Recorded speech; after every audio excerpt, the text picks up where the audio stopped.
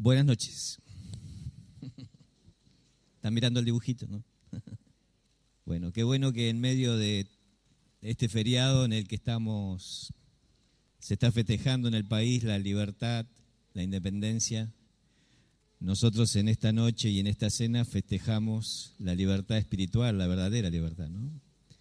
La que ha venido de Dios. Pero en estos días vamos y en este mes a festejar el cumpleaños de la iglesia, ¿no? Y es un número redondo también, son los 30 años. Ese dibujito me pidieron que lo hiciera cuando la iglesia cumplía 13 años.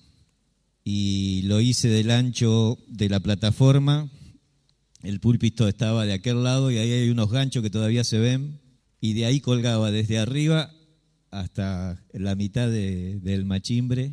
Y entonces lo recuperé y quería mostrarles eso y pensar de alguna manera en qué significa una iglesia de puertas abiertas, ¿no? Justamente esta semana un muchacho me preguntaron qué es una iglesia de puertas abiertas. Y bueno, y él no sabía qué decir. Y dijo, bueno, es una iglesia donde va uno vestido como quiera, ¿no? Y esa fue su interpretación de una iglesia de puertas abiertas, ¿no? Mientras vaya vestido y no desnudo, ¿no es cierto? Te puede venir como quiera. Y bueno, está bien, y es una interpretación, y quizás muchos de ustedes tienen una idea de qué es lo que queremos significar cuando uno habla de una iglesia de puertas abiertas. Yo en principio cuando me preguntan digo que en sí significa tres cosas. Es una iglesia de puertas abiertas para que Dios entre, y es la primera razón, ¿no? Para que Dios entre. Y uno decía, pero lo lógico que Dios está dentro, ¿no? Pero a veces hay iglesias en donde Dios no está. Y entonces una iglesia o son personas con una apertura para que Dios entre, para que Dios se mueva, para que Dios haga cambios, para que Dios movilice las personas. Una iglesia en donde Dios está, como dicen la iglesia de Corintios, le habla Pablo, es una iglesia donde hay amor. Y entonces si uno se fija, encontrará que a veces uno puede reemplazar ese Dios con otras cosas, con música, con shows, con tecnología, y no a Dios, ¿no? Fíjate, vamos a mirar un pasaje que está en Apocalipsis capítulo 3, y habla de una iglesia de puertas abiertas. Es la iglesia de Filadelfia, en Apocalipsis capítulo 3.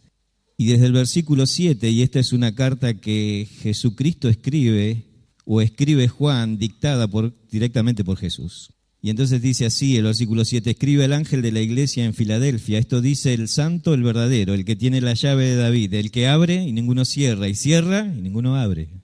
Yo conozco tus obras, y aquí he puesto delante de ti una puerta abierta, la cual nadie puede cerrar, porque aunque tienes poca fuerza, has guardado mi palabra y no has negado mi nombre. Esta es una iglesia de puertas abiertas. Y es una iglesia en donde Dios está. Porque claro, cuando uno sigue el relato y ve la iglesia de la Odisea, es una iglesia en donde Dios ha quedado afuera. Es decir, una iglesia que tiene de todo, que es rica, que es hermosa, que es grande, que tiene el mejor sonido, las mejores butacas, pero no tiene a Dios.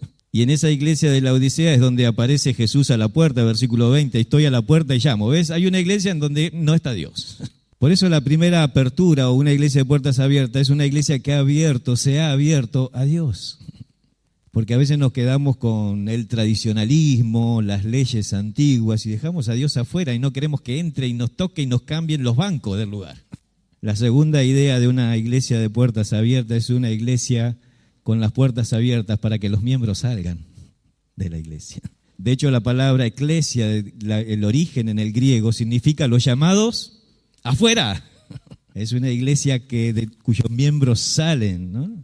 Y van a los hospitales, y van a la calle, y van a otras partes, como ahora están predicando en La Paz, y salen a San Vicente, y viajan, y salen. Es una iglesia que sale. Claro, en el latín, cuando lo toman los católicos y pasa al latín, significa los adoradores del templo, los que están adentro. Y entonces a veces cambiamos el concepto y llegamos a pensar todos que era la iglesia los que estábamos adentro, pero es la iglesia los que salen.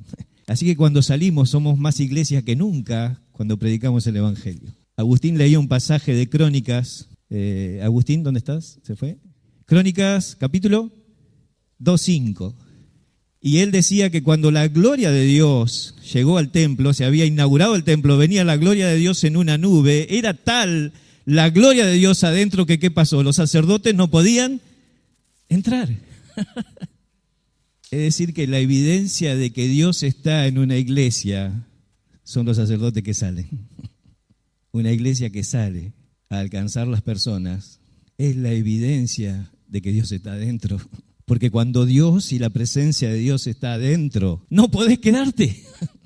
No podés quedarte con esa bendición. Tenés que salir y contar a otros a dónde está la riqueza. Y la tercera idea de una iglesia de puertas abiertas es una iglesia abierta, como decía al principio el muchacho, ¿no? A todos, a que todos entren, a que toda clase de personas entren. Yo quiero mirar en esta noche en 3 pasajes donde hay puertas abiertas en el libro de los Hechos y usarlo como una ilustración para tomar algunos principios de qué más significaría una iglesia de puertas abiertas. Pero si te vas con estos 3 conceptos, yo estoy feliz, ¿no? Un corazón abierto a Dios, un corazón que sale, tiene las puertas abiertas para salir y alcanzar a otros, y un corazón abierto para que todos entren. Y si tenés esto en claro, yo ya estoy feliz. Pero la Vere quiere que yo siga y... Bueno, en primer lugar, Hechos capítulo 12, versículo 5. Desde el versículo 5 está la historia en donde Pedro es encarcelado. Y aquí está nuestra primera ilustración de puertas que se abren. Entonces, en primer lugar, vamos a ver que una iglesia de puertas abiertas es una iglesia sin pausas. Sin pausas. Y dice así, versículo 5, así que Pedro estaba custodiado en la cárcel, pero la iglesia hacía sin cesar oración a Dios por él.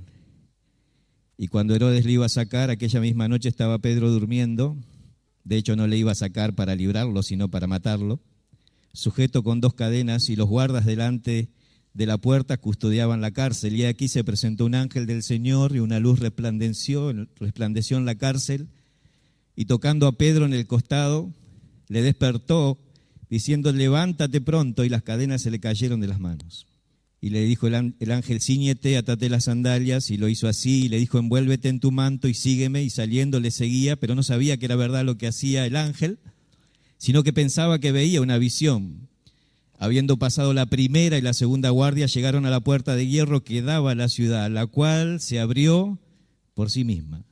Y salidos pasaron una calle, y luego el ángel se apartó de él. Entonces Pedro, volviendo en sí, dijo, ahora entiendo verdaderamente que el Señor ha enviado su ángel y me ha librado de la mano de Herodes y de todo lo que el pueblo judío esperaba. Y habiendo considerado esto, llegó a casa de María, la madre de Juan Marcos, que tenía por sobrenombre Marcos, donde muchos estaban reunidos orando. Una iglesia de puertas abiertas es una iglesia sin pausa.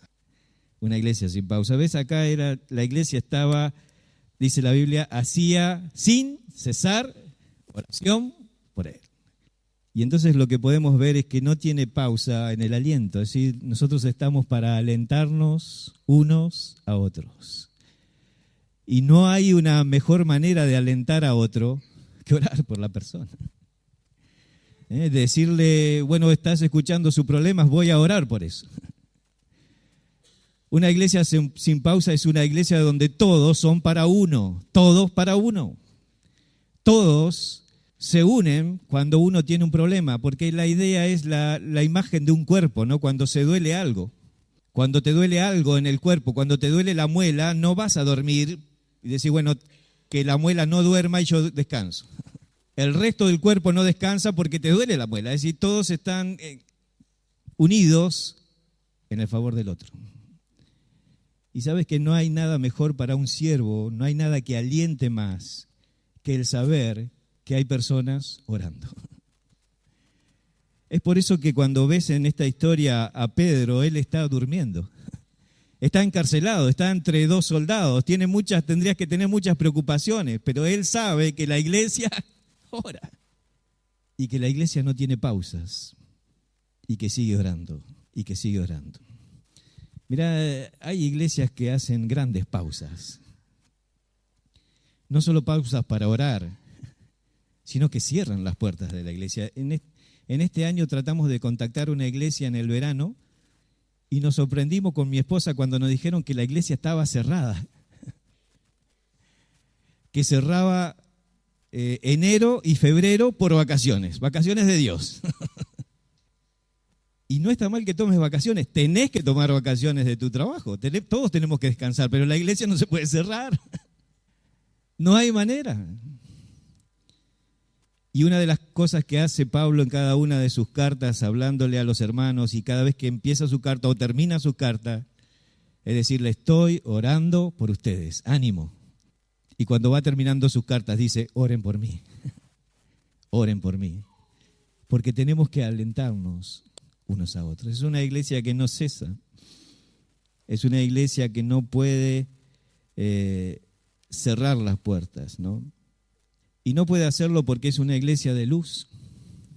En Isaías capítulo 60, y está hablando de la Nueva Jerusalén, Isaías capítulo 60, hablando de la Nueva Jerusalén, dice así, versículo 11, capítulo 60, versículo 11. Esto se repite y se aclara en Apocalipsis capítulo 21, y dice así, tus puertas estarán de continuo abiertas, no se cerrarán de día ni de noche, para que a ti sean traídas las riquezas de las naciones y conducido a ti los reyes. Y Apocalipsis aclara, tus puertas estarán de continuo abiertas porque en ti no habrá noche.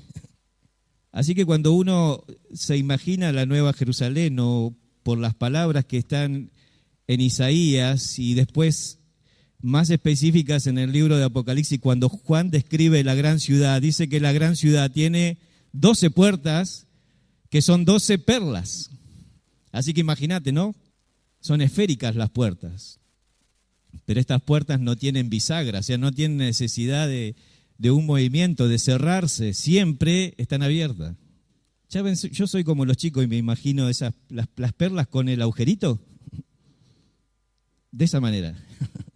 Es decir, que no necesita ni siquiera moverse, ¿no? Que uno pasa por el medio del agujerito. Porque son puertas que siempre están abiertas. Entonces aclara el Apocalipsis, siempre hay luz. Las puertas de la ciudad se cerraban por el miedo, como vos cerrás las puertas de tu casa a la noche y le pones candado y cerradura y otra cerradura y otra cerradura y entran por la ventana. Y se cerraban las puertas de la ciudad porque había miedo, había temor. Pero la profecía de Zacarías que habla del nacimiento del Salvador y el Libertador dice, nos librará de nuestros temores. Es una ciudad donde no hay miedos y entonces siempre están abiertas. Es una ciudad donde continuamente hay luz, por eso no podemos dejar de alentarnos porque hay luz. Primera Tesalonicenses capítulo 5 habla en referencia al pecado. Claro, el miedo puede ser la oscuridad que nos deje cerrados.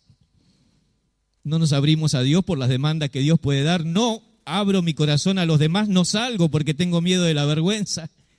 Pero también dice en la carta tesalonicense que el pecado puede hacer que cerremos las puertas. Entonces dice, somos luz. Capítulo 5, versículo 4, mas vosotros, hermanos, no estáis en tinieblas para que aquel día os sorprenda como un ladrón. Porque todos vosotros sois hijos de la luz e hijos del día, no somos de la noche ni de las tinieblas. Por tanto, no durmamos como los demás, sino velemos y seamos sobrios. Porque los que duermen de noche duermen y se embriagan de noche. Pero nosotros que somos del día, seamos sobrios y habiéndonos vestido de coraza de la fe y del amor y con la esperanza de la salvación como yelmo, porque Dios no nos ha puesto para ira, sino para alcanzar salvación por medio del Señor Jesucristo, quien murió por nosotros, para que así seamos que velemos o que muramos, vivamos con Él. Por lo cual, dice el versículo 11, animaos unos a otros. Es una iglesia que siempre ora.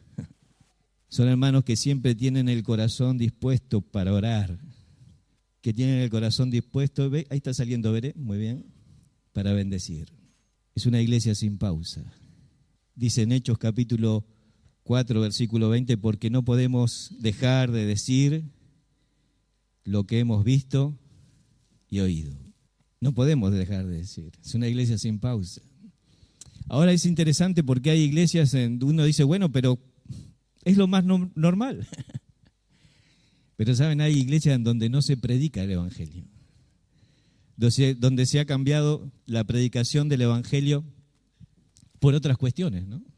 Y en donde se anima a las personas con una psicología tan positiva, en donde nunca se nombra el pecado.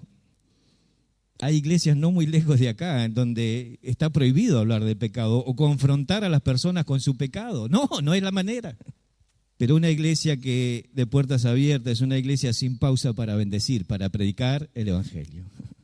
Y aunque fueron azotados Juan y Pedro, dicen, no podemos dejar de decir, dejen de decir o los matamos. Y ellos, no podemos dejar de decir lo que hemos visto y oído. Una iglesia que no tiene pausas para predicar el Evangelio.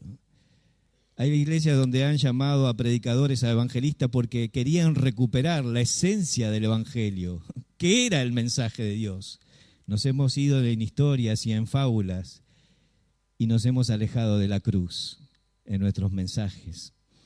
Y han tenido que llamar a alguien para hacerlos volver a las raíces. Es una iglesia donde no se puede dejar de predicar el Evangelio. Y qué bueno que esta iglesia es así, ¿no? Porque si yo no predicara el Evangelio, alguien se levantaría y terminaría predicando, o alguno de ustedes tomaría a la persona que llegó y le hablaría antes que se vaya, para que no se vaya sin Jesús. Esa es la idea. Una iglesia de puertas abiertas no puede dejar de hablar del Señor. Jesucristo era así. Jesucristo era una persona que alentaba con la oración, Él estaba todo el tiempo orando por ellos. Pedro, Satanás te pidió, pero yo he orado. Muchachos, vayan en la barca a través del lago, pero yo voy al monte a orar por ustedes. Jesucristo era una persona sin pausa para bendecir, por eso lo odiaban los fariseos. Porque cuando llegaba el día sábado, que era la pausa, cuando no había que hacer nada, Jesús predicaba. Porque no hay horarios para bendecir. Ven, no se puede parar. Y entonces los de la sinagoga decían, si quieren ser sanados, tienen 6 días. Vengan en esos 6 días. Y serán sanados, pero no vengan el sábado. Y Jesús los sanaba el sábado porque la necesidad era un sábado. Había alguien enfermo y lo sanaba. Él no tenía pausa y decía, mi padre trabaja y yo trabajo. Cuando mi esposa la fue convocada para ser secretaria, ¿no es cierto, Elisa? Le dijeron, tu horario va a ser de 16 a 20. Y entonces Silvia, la esposa de Hernán, cuando escuchó eso, dijo, ja. ¿Te van a llamar a la mañana? ¿Te van a llamar a la noche? ¿Te van a llamar de madrugada? ¿Te van a llamar los sábados y los domingos? ¿Te van a llamar cuando estés de vacaciones? Y de hecho estábamos en la iglesia de Gerardo Ferace, allá en Córdoba, y una hermana le estaba mandando un mensaje que vaya y le dé la llave para abrir la iglesia. Y entonces nos acordábamos de aquello. ¿Por qué una iglesia necesita ser sin pausa? Porque hay una necesidad grande. Porque la necesidad está en todos los horarios. Ustedes se imaginan a Dios diciendo, órenme, pero de 3 de la mañana a 5, porque de las 6 empiezo a hacer las cosas que me pidieron. Y entonces Dios está a disposición y una iglesia debe ser sin pausa, siempre dispuesto para orar, siempre dispuesto para bendecir. En el trabajo tenemos un médico que va de 10 a 11, ¿no? Y de 10 a 11 es cuando la mayoría de la gente hace el descanso, es la hora del descanso. O sea que los accidentes están o antes de las 10 o después de las 10. Y entonces cuando alguien se accidenta, no está la persona que te pueda atender. Y claro, hay un muchacho que estudió primeros auxilios y viste, llegás con el dedo todo quebrado y vos te cortaste y él te venda hasta la cabeza. Porque hay una necesidad permanente y las personas están ahí. No podés estar a disposición para la reunión. Siempre tu corazón tiene que estar abierto para orar por las personas, para bendecir a las personas. Es una iglesia sin pausa porque no podemos dejar de congregarnos. Dice ahí en Hebreos capítulo 10, no dejando de congregarse como algunos tienen por costumbre. Cuando uno mira el pasaje en el libro de los Hechos que leímos, uno podría decir que esta iglesia tenía razones para no congregarse. Su pastor no estaba. Su pastor estaba preso. Hasta podría ser una vergüenza congregarse. ¿Dónde está tu pastor? Está preso. Ah, qué lindo pastor que tenés vos. Pero la iglesia estaban, ¿qué más no tenían? No tenían templo. La iglesia primitiva pensó que la primera que se reunía en el templo, que todo el mundo se iba a dar cuenta, lo que ellos se dieron cuenta, que Jesús era el Mesías, que el templo se iba a abrir, y que porque el templo era el lugar natural para reunirse. Pero del templo fueron rechazados. ¿Y entonces qué pasó? ¿Nunca más se reunieron? ¿Dónde se reunían? En las casas. Y acá está Juan Marcos, el que escribió el Evangelio de Marcos ahí. Y en la casa de su mamá, dice el relato en Hechos capítulo 12, abrió las puertas de su casa. Alternativas creativas. Una iglesia de puertas abiertas tiene alternativas creativas. Es decir, si no se puede hacer en el salón, lo hacemos en otra parte. Siempre tenés que tener un segundo lugar y no suspender las reuniones. Hiciste un programa, estuviste orando y te falló el lugar, no podés usarlo porque la iglesia está lleno de barro acá y llovió. Tenés que tener una segunda alternativa. A esta iglesia no se paró porque no tenía templo. Se fueron a una casa y ahí se juntaron. Razones climatológicas. Llovió mucho, no lo hacemos. Buscá una segunda alternativa. Hacía frío, no lo hacemos. El ángel le dijo a Pedro, abrigate, querido. Ahí en ese relato. Y le hizo poner, él pensaba, esto es una visión, pero el ángel le dijo, abrigate, viejo, afuera hace frío. Y cuando él salió a la calle, que la puerta se abre por sí misma, ahí aparece la primera vez la palabra automática que nosotros usamos. Fue la primera puerta automática del mundo, aunque muchos otros habían ingeniado, los griegos y romanos habían ingeniado puertas automáticas, técnicamente automáticas. Esta fue la primera que en realidad se abrió por sí misma. Y cuando sale a la calle descubre que hace frío, que es realidad, pero que la iglesia está reunida. ¿Qué puede ser que una excusa, ¿no? Que no estén todos? Dice la Biblia ahí en el relato en Hechos que había muchos, no estaban todos. Pero que no estén todos no significa que paremos. Tenemos que seguir adelante. Yo doy gracias por esta iglesia, ¿no? Por personas con tanta dinámica, ¿no? Lo escuchás hablar a Lautaro y decir, ¿qué tiene? Hay 10 motores, ¿no? Alguien dijo que tenía el corazón de un anciano, es mentira. Tiene 10 corazones.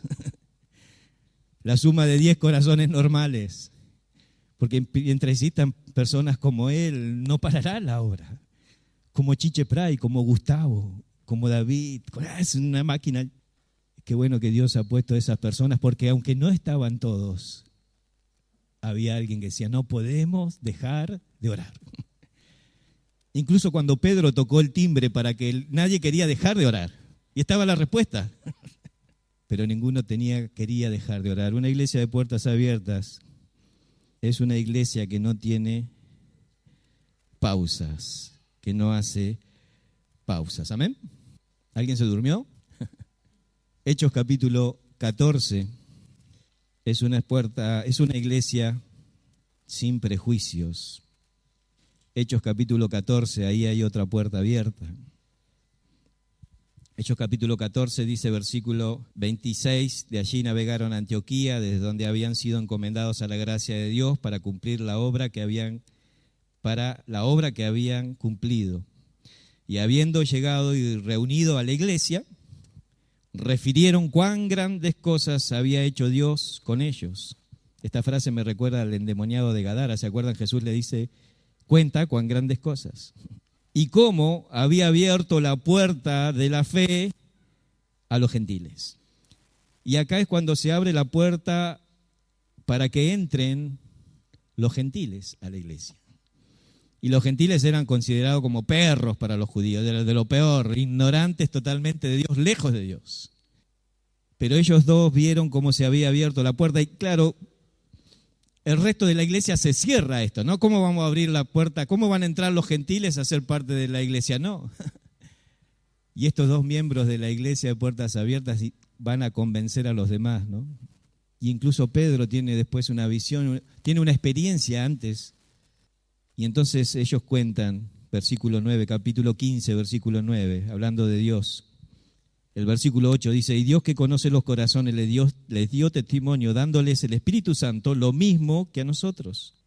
Y en el versículo 9 aparece esa palabra, y ninguna diferencia hizo entre nosotros y ellos, purificando por la fe sus corazones. Una iglesia sin prejuicios. Una iglesia de puertas abiertas en donde todos pueden entrar. Una iglesia que ha entendido la diversidad. Que ha entendido la diversidad. Es decir, el pasaje de Apocalipsis habla que en el cielo va a haber gente de toda lengua, pueblo y nación. Gente de todas partes, grandes y chicos, hombres y mujeres, todos. Por eso una iglesia que se llama de puertas abiertas es una iglesia que entiende la diversidad. Dios nos ha llamado a todos. Y si a usted le parece extraño lo que yo digo, es una bendición que le parezca extraño. Porque hay iglesias de profesionales. Gustavo me contaba de su experiencia cuando viajó a Colombia, de iglesias que tienen niveles, ¿no? Nivel 1, nivel 2. Y según tu nivel, tu educación, entonces hay iglesias de profesionales, de gente analfabeta, de gente que son obreros. Y vas por la Argentina y descubrí que hay iglesias que son exclusivas de bolivianos. Iglesias grandes, pero solo bolivianos. Iglesias grandes, pero solo rusos o descendientes de ellos. Y decir, ¿qué pasa con él? No han entendido la diversidad, ¿no? Y de repente alguien llega acá a la iglesia y dice, como lo escuchamos, ustedes aman a los locos, qué bueno. Y cuando se refiere a los locos habla de los chicos que han pasado por las drogas, ¿no? Y se extrañan de que ustedes amen a los locos. Y eso es una bendición. Porque hay iglesias que no aman a los locos. Porque hay iglesias tan cerradas en sus puertas que no dejan entrar a ninguno de ellos. Porque alguno amenaza con irse si entra aquel. Pero si uno mira el logo de la iglesia, ve que alguien me decía justamente antes de empezar y miraba el logo, recién me doy cuenta que es una puerta el logo. Ahí tenés los dos redonditos, son picaporte. ¿Alguno no lo entendió que es una puerta de 2 hojas? Pero si estás acostumbrado a los logos te das cuenta enseguida que son 2 hojas que no están plenamente abiertas. ¿Cuál es la situación ahí? Se están abriendo. Por eso una iglesia de puertas abiertas es una iglesia que se está abriendo. Y que no deja de abrirse hasta que sea plenamente abierta, como la que vimos en el cielo, la Nueva Jerusalén, siempre abierta. Porque aunque tenemos un amor especial para los locos, para los chicos que han caído en las drogas, ¿qué tal para las chicas? ¿No se drogan? ¿Qué tal cuando hablemos de un grupo dedicado a quienes practican la prostitución? Se abre la puerta. ¿Qué tal con los que han abusado de menores? ¿Tienen lugar en la iglesia? Y a veces nuestro corazón se cierra y se entreabre y se vuelve a cerrar. ¿Qué tal con los homosexuales? ¿Tendremos un grupo que se encargue?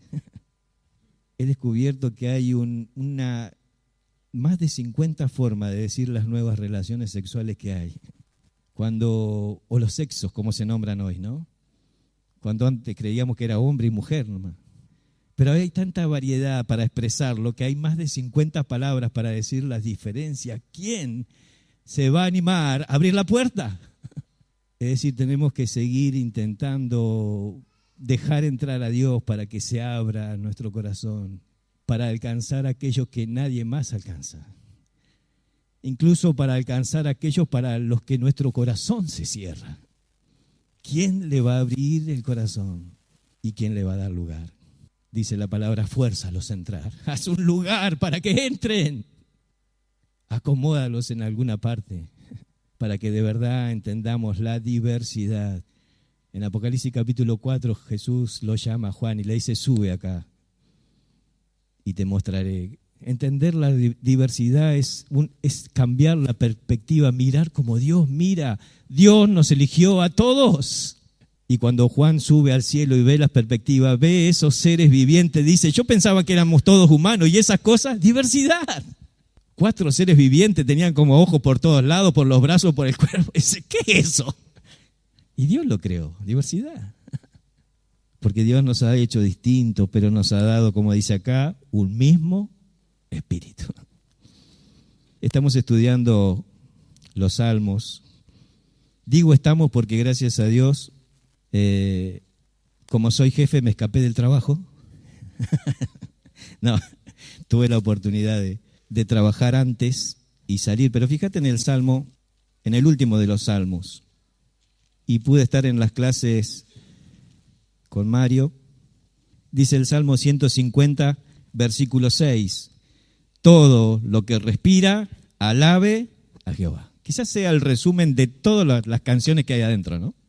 En mi trabajo había un muchacho, ya no está más, que le decían Pipiolo, y él se autodenominaba cantante, compositor, ¿no? Poeta. Y una vez cantó una canción para el frigorífico ahí en una cena que habían hecho y empezó para los muchachos de mantenimiento en la canción, en el chamamé que le estaba cantando, ¿no? Para los muchachos de la fábrica, para los muchachos de poste, para los muchachos de la limpieza. Y yo le dije, ¿por qué no dijiste para todos mis compañeros? ¿No era más fácil? Pero claro, siempre él me explicó algo que es real. Siempre hay peleas entre secciones, ¿viste? Y este no ayuda al otro y el otro lo culpó a la otra porque son de la otra sección, porque son de la mañana, porque son de la tarde. Y él lo que quería significar es que aunque somos diferentes y hacemos trabajos diferentes, somos el mismo frigorífico. Y me mató. ¿Y por qué no pusiste todo lo que respira alabe a Jehová? Pero ahí en el Salmo 150 dice, alabe al son de bocina, alabe con salterio y arpa, alabe con pandero y danza. Ahora imagínate una persona que está haciendo todo esto. Uno. Es el hombre orquesta, ¿no? Tiene una trompeta, tiene un bombo, está hablando de diversidad de dones, como habla en Corintios, ¿no? Dios ha dado una diversidad de dones, de talentos, pero es el mismo Espíritu.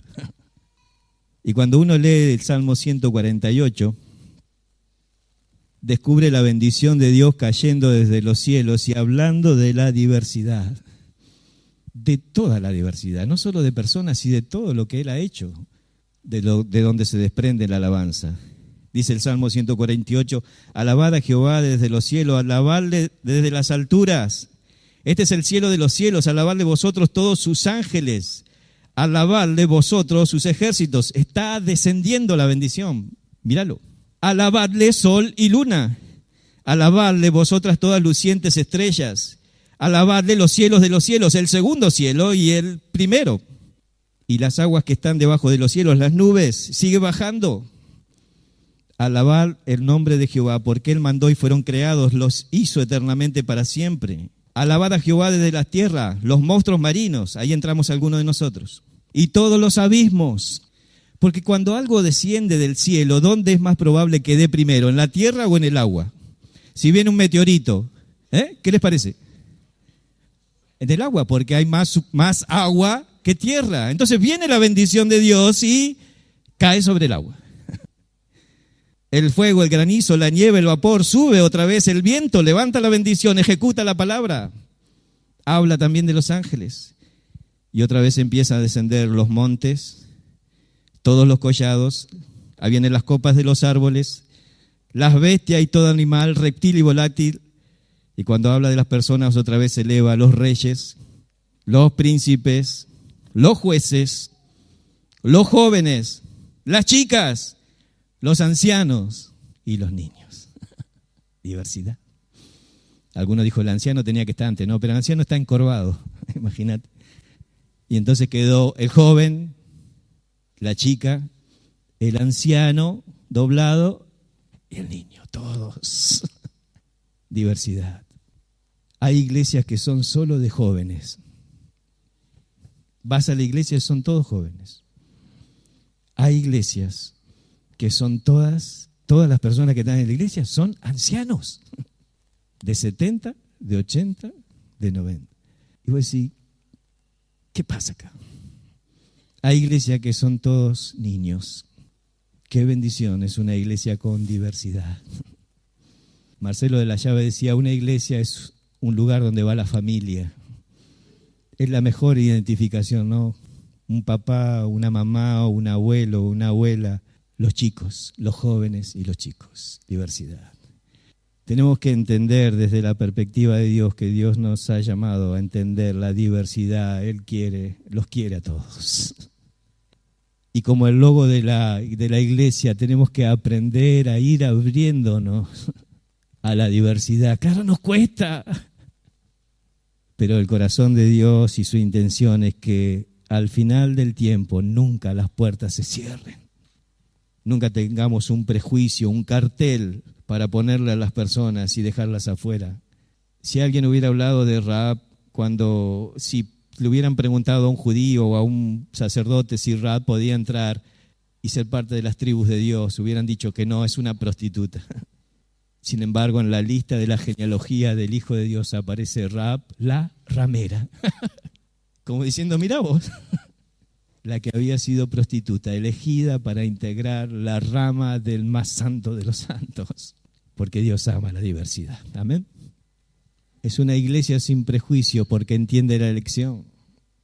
Romanos 11:28 habla de que los judíos y el pueblo de Israel eran enemigos para la iglesia, pero amados por la elección. Dios los eligió. Por eso cuando vemos una persona que ha sido llamada por Dios, debemos entender que Dios los ha elegido. Y entonces él explica a Pablo que la elección de Israel y su defección, o sea, el de ser desobedientes, permitió o abrió la puerta a todos nosotros. Es decir, son amados porque por ellos viene la palabra y por ellos viene el Señor. Y aunque en ese momento eran los que perseguían a la iglesia, ellos les dicen, amén, porque son elegidos. Tenemos que entender que todos nosotros somos elegidos y cada persona ha sido elegida no solo para ser salvo, sino para salvar. Porque ¿quién va a alcanzar a un alcohólico sino alguien que ha sido alcohólico? Como decía David el domingo pasado, ¿quién puede entender a un adicto sino otro adicto? Y él entendía que uno pasara y tuviera miedo y no supiera qué decir, pero dice, Dios me eligió a mí para hablarles. Entonces debemos entender que Dios te eligió a vos para alcanzar a alguien que ha pasado cosas como vos. Dios no solo te eligió para disfrutar de la salvación, sino para salvar a alguien. Quien ha pasado problemas familiares puede alcanzar a gente así. Quien ha pasado problemas económicos y quiebra puede entender a otro y hablarle.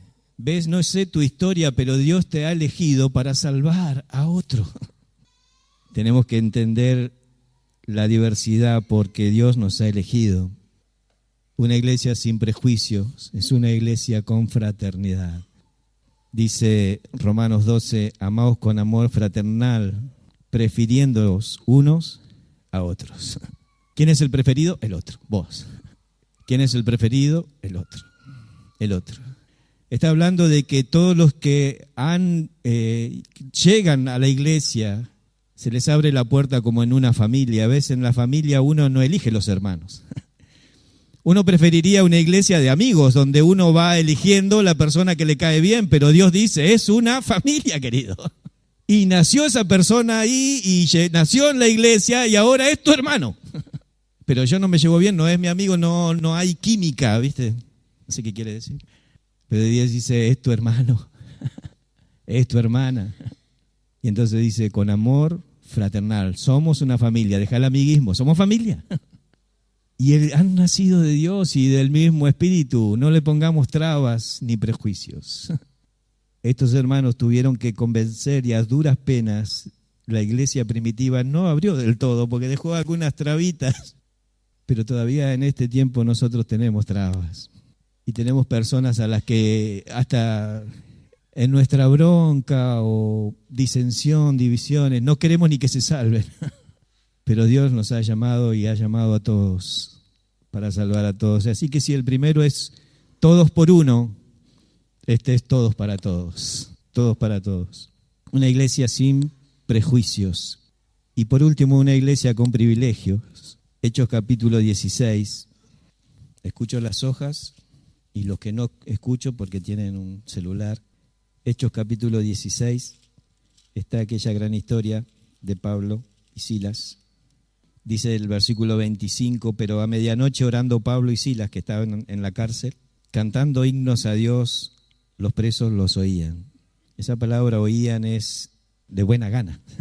Entonces sobrevino de repente un gran terremoto, de tal manera que los cimientos de la cárcel se sacudían, y al instante se abrieron todas las puertas, y las cadenas de todos se soltaron. Despertando el carcelero y viendo abiertas las puertas, sacó su espada y se iba a matar. Pero Pablo exclamó diciendo, no te hagas ningún mal, pues todos estamos aquí. Entonces, pidiendo luz, se precipitó adentro, temblando se postró a los pies de Pablo y de Silas, y sacándolos le dijo: Señores, ¿qué debo hacer para ser salvo? Ellos dijeron: cree en el Señor Jesucristo y serás salvo, tú y tu casa. Dios nos ha dado un privilegio. Una iglesia de puertas abiertas es con privilegios, y uno de los privilegios es las ganancias. Dice en el libro de Proverbios 11:30, el que gana almas es sabio. Y si Dios nos ha dado a nosotros la tarea de ganar las almas. Miren, la Biblia habla de que los ángeles, ¿sabe? La palabra ángeles significa mensajeros. Ellos fueron creados para dar mensajes. Eso es un mensajero. Ahora, ellos pueden compartir cualquier clase de mensaje, pero el mensaje de los mensajes, el mejor mensaje de todo, el mensaje del Evangelio, el mensaje de la salvación, el mensaje que te hace parte de la naturaleza divina, el mensaje que te lleva de la tierra al cielo, no lo pueden compartir. ¿Y sabés lo que es para un profesional del mensaje no poder compartir el mensaje? ¿Sabés de las miles de formas variadas que lo hubieran hecho y la ansiedad que tienen? Ellos anhelan mirar estas cosas.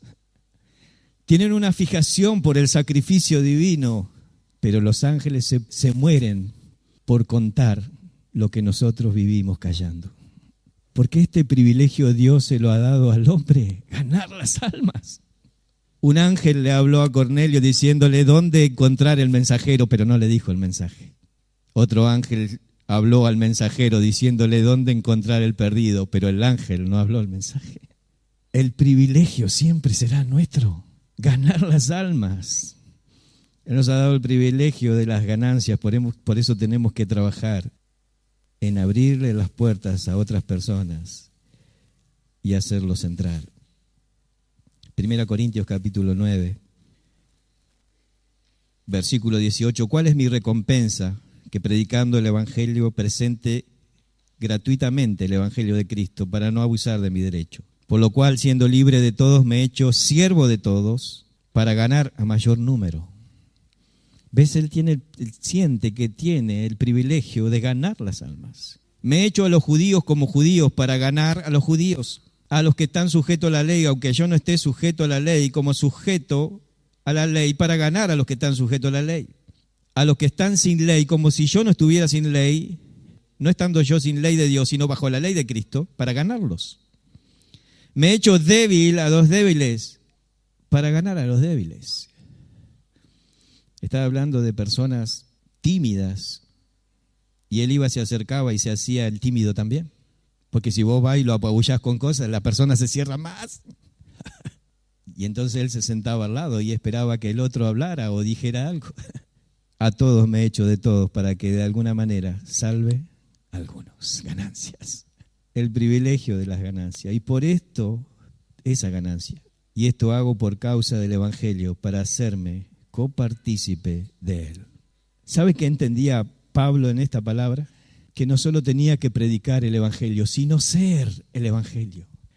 Ser parte del mensaje.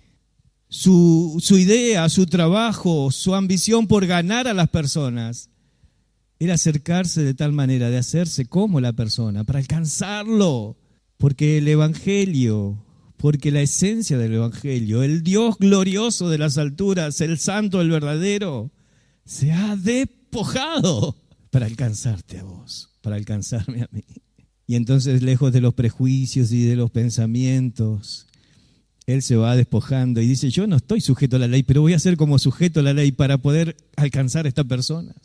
Y a este que está lejos, y al que está cercano, y al tímido, y al extrovertido, para que de alguna manera gane a algunos. ¿Cuál es mi galardón? Ser parte del Evangelio. Por la que las personas no solo van a escuchar lo que decís, ellos te están viendo lo que vivís. Y están leyendo tus actitudes y tus formas. Y si hablas del Evangelio, tenés que vivir el Evangelio. Entonces dice: lo mejor para mí es ser parte del mensaje. Ganancias. Heridas. 1 Pedro, capítulo 4, habla de las heridas. Ahí en el libro de los Hechos también, cuando fueron castigados Juan y Pedro, salieron gozosos por ser dignos de padecer afrenta por el nombre de Jesús. En 1 Pedro capítulo 4 dice: amado, no sorprendáis del fuego de prueba que sobrevino, como si pasara alguna cosa extraña, sino gozaos porque son partícipes de los padecimientos de Cristo, para que también en la revelación de su gloria os gocéis con gran alegría.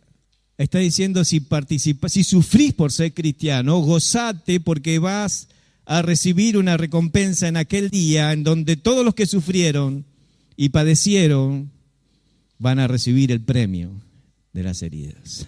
Y entonces cuando Juan y Pedro tienen aquel gusto de padecer por la causa, salen gozosos, como los mártires de la fe, como aquellos que quisieran ofrecer más de una vida por el Señor si la tuvieran, porque entendieron que padecer por ser justo tenía recompensa.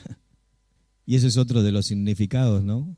De cuando uno padece injustamente. Porque si uno padece por robar, está bien, por matar, está bien, pero si uno padece por la justicia, por hacer lo bueno, es parte de las heridas. Pablo escribe en otra carta diciendo, participando de los sufrimientos que todavía le faltan a Jesús.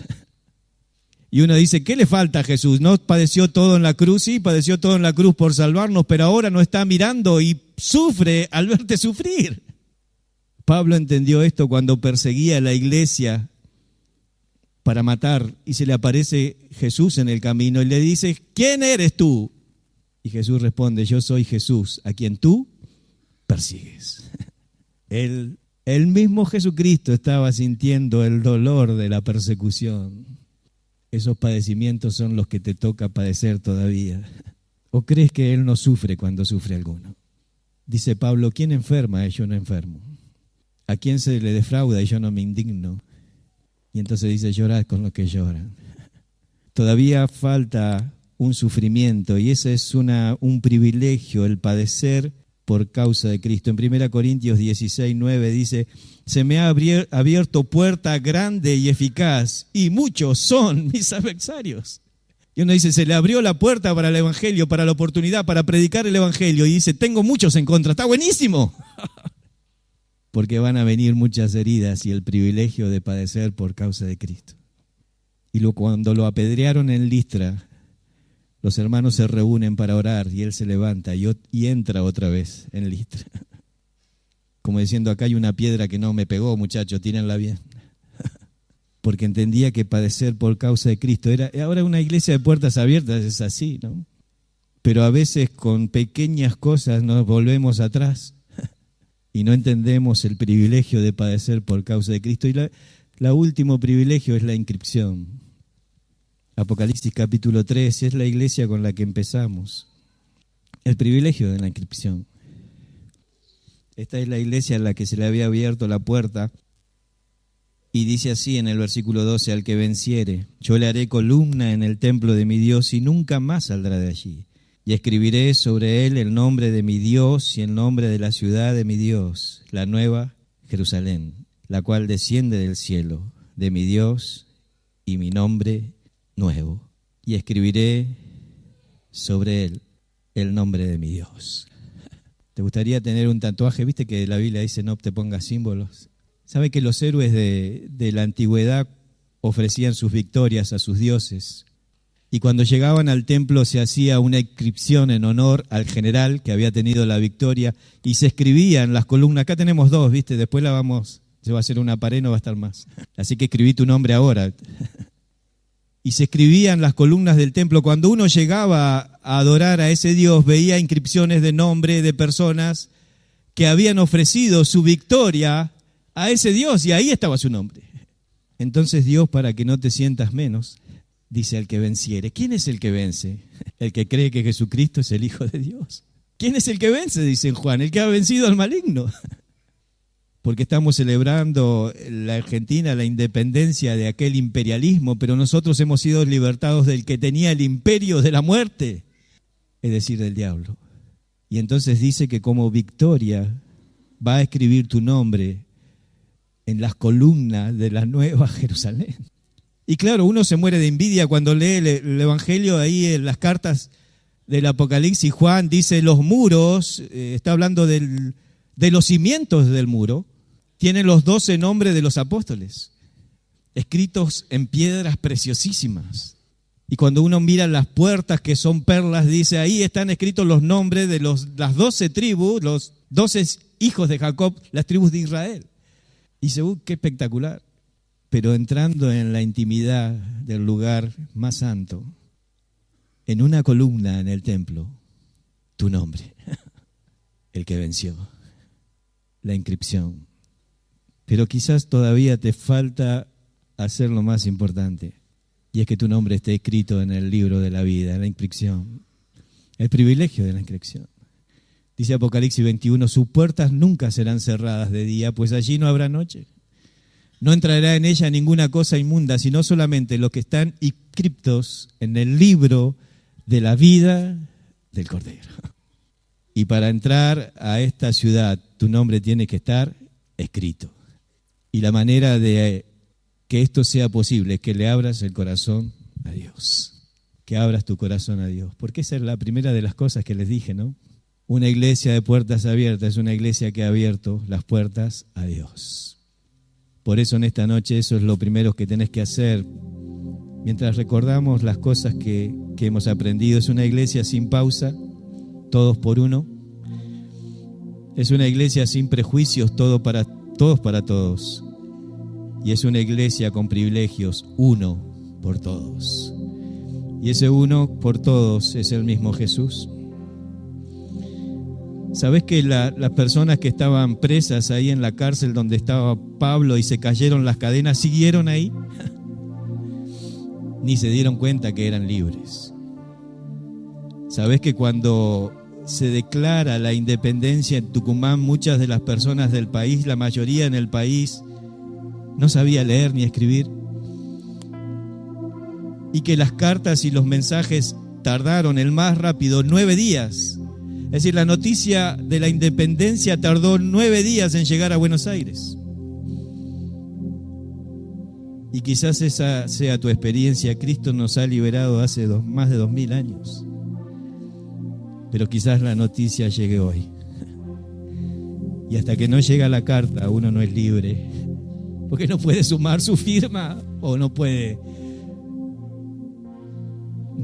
dejar que su nombre sea escrito hasta que no abre su corazón. Esta es tu oportunidad.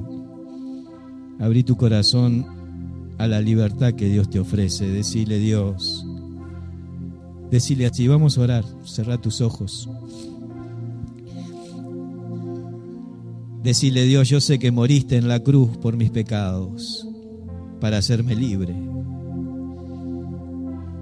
Abro las puertas de mi corazón. Quiero que Dios entre ahí. Quiero que me salves y escribas mi nombre en el libro de la vida. Oh Dios, sálvame. Decile así. Decile así a Dios, sálvame.